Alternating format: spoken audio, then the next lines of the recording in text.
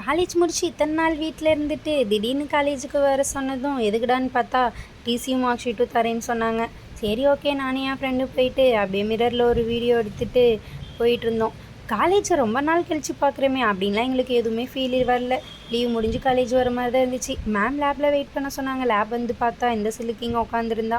அவள் கூட அப்படியே பேசிட்டு வீடியோ எடுத்துகிட்டு அவள் வேறையே பசிக்குதுடி வாடி கேன்டீன் போகலாம் அப்படின்னு சொல்லிட்டா. அங்கே போயிட்டு இவள் சாப்பிட்டுட்டு இருந்தா. நாங்கள் வீடியோ எடுத்துன்னு ஃபோட்டோ எடுத்துகிட்டு இருந்தோம். அதுக்கப்புறம் நானும் என் ஃப்ரெண்டும் ஜூஸ் குடிக்கலாம் அப்படின்ட்டு ஜூஸ் குடிச்சிட்டு சரி ஓகே மேலே போகலாம், மேம் டிசி தர ஸ்டார்ட் பண்ணிடுவாங்கன்ட்டு மேம் டிசி தந்துட்டாங்க.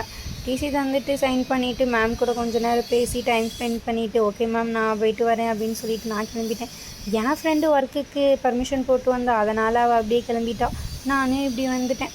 சரின்ட்டு காலேஜுக்கு அப்படியே பாய் சொல்லிவிட்டு இன்னும் எப்போ இந்த காலேஜுக்கு வருமோ தெரிலன்ட்டு பாய் சொல்லிவிட்டு நானும் கிளம்பிட்டேன்.